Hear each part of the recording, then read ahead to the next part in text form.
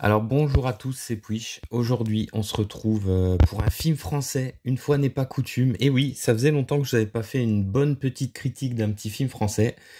Et on se retrouve pour un film qui va envoyer des tatanes dans la gueule. Je parle bien évidemment de Farang. Alors Farang, c'est un film là, qui est sorti cette année.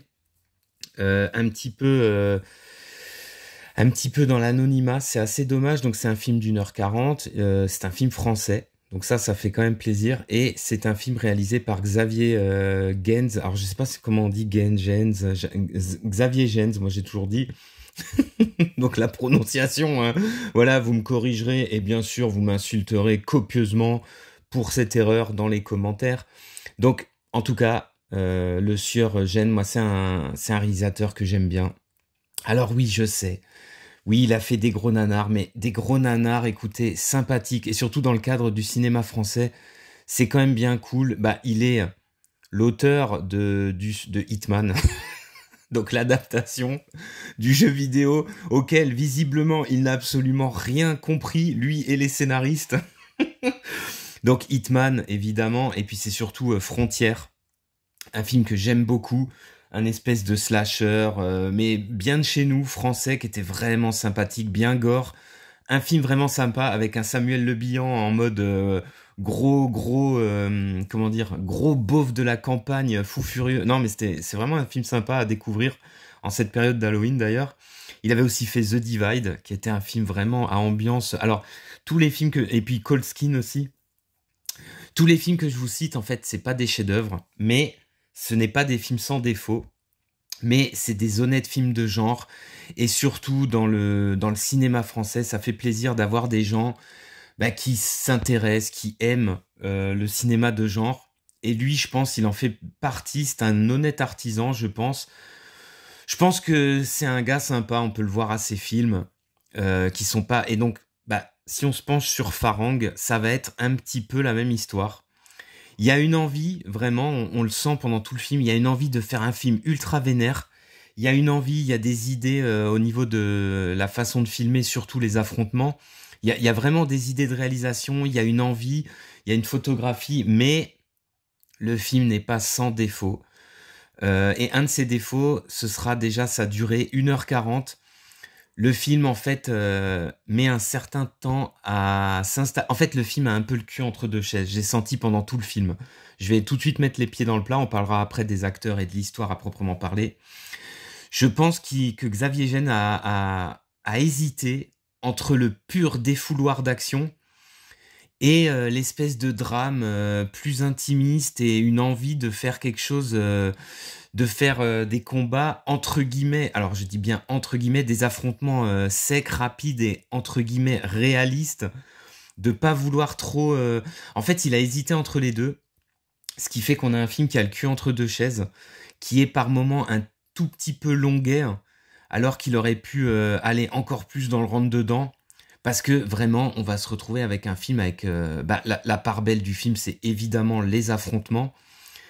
Et c'est vraiment du très très brutal, du très très... C'est assez puissant, franchement, c'est vraiment bien. Ça fait plaisir de voir un film français avec des fights comme ça, quoi. C'est vraiment sympa.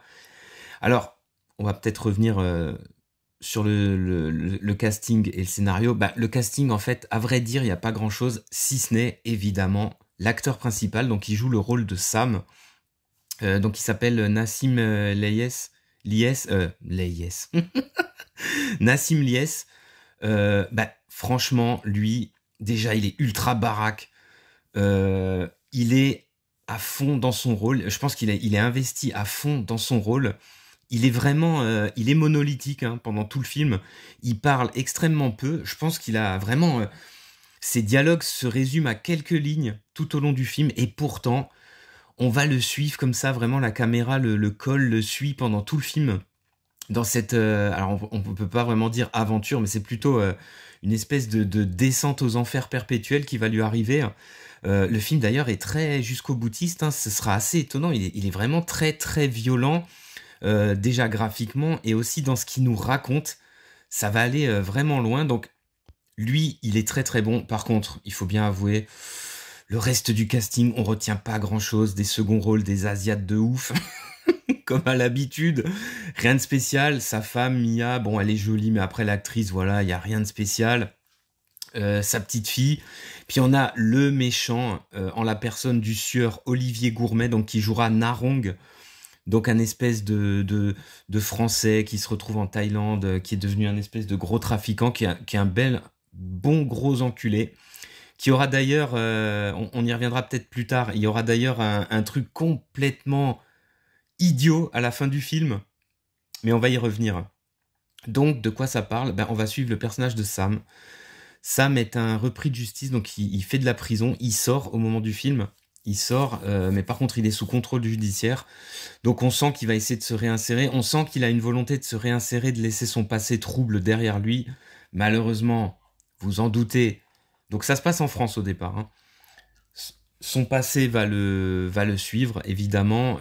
Il va se retrouver dans une bagarre, il va tuer un type sans le faire exprès. D'ailleurs, la cascade est très très efficace, très bien fait. Franchement, c'est vraiment excellent.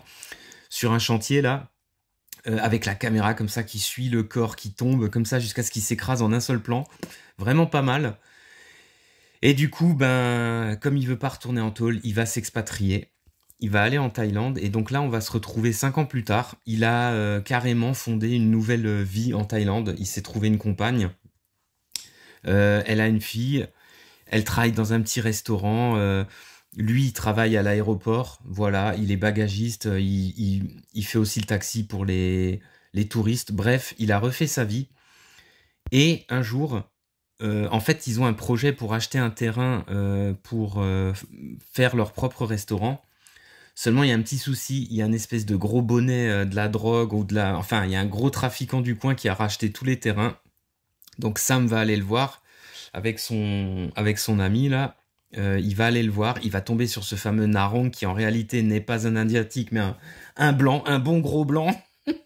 D'ailleurs, on peut pas s'empêcher de penser, par contre, à des clichés autour du gros blanc, le gros porc. Mais bon, après, dans le cadre d'un film de genre, je m'en fous.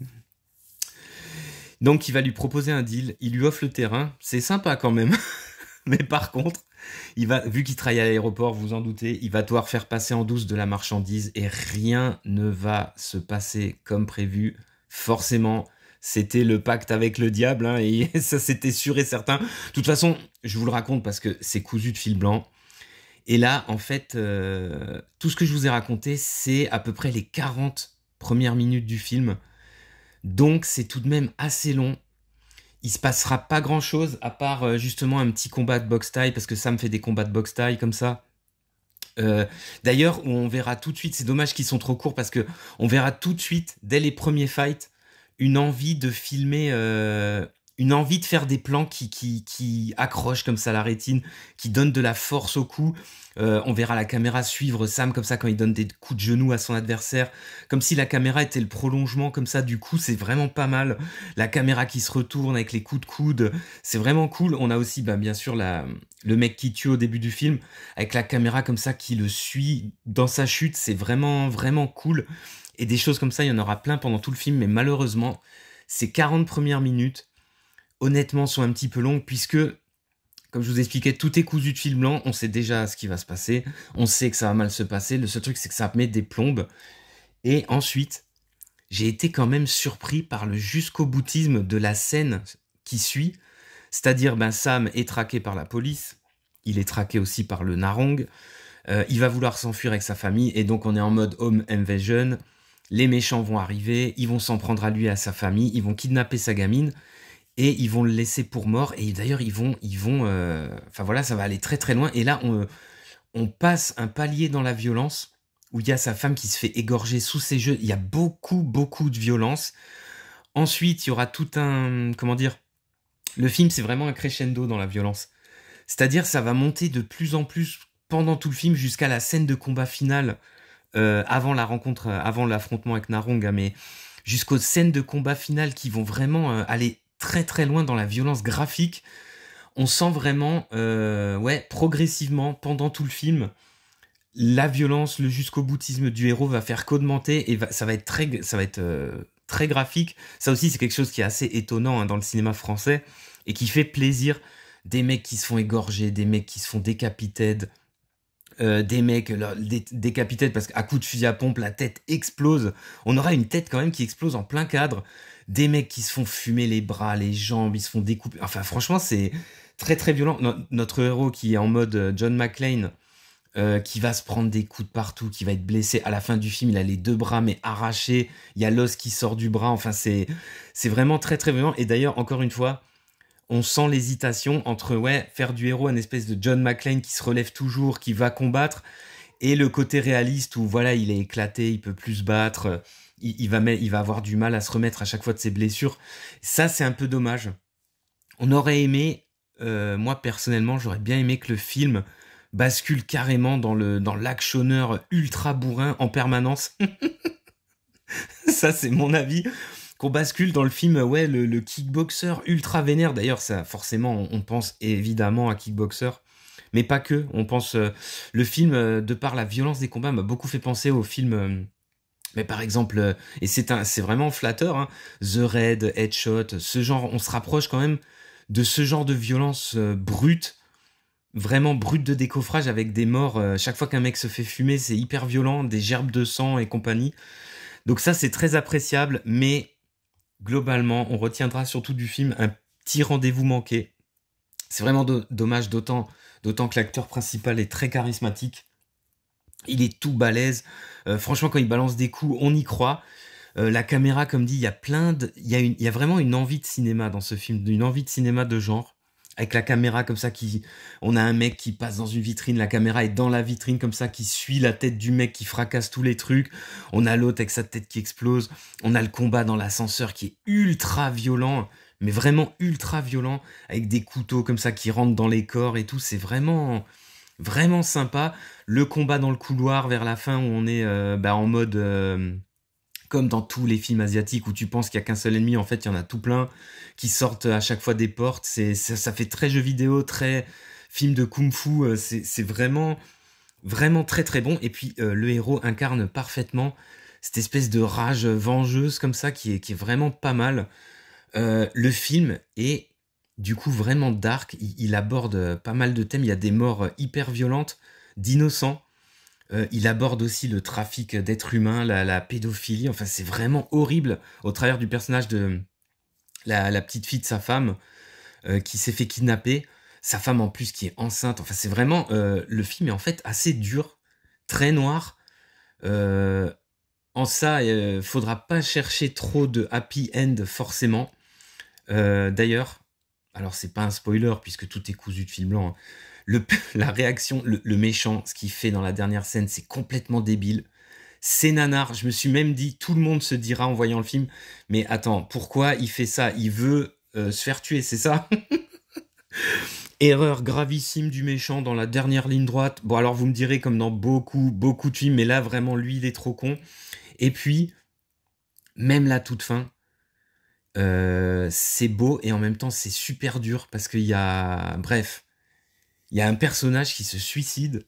Enfin, c'est assez, alors c'est pas le héros, hein, pas du tout, hein, mais je vous le dis, il y a le suicide d'un perso et on se dit que même le entre guillemets simili happy end, voilà, on nous rajoute ça par dessus.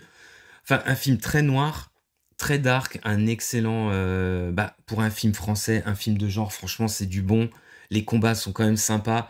Après, malheureusement, il aurait gagné à ce qu'on lui enlève un bon quart d'heure. Ouais, je suis désolé, hein.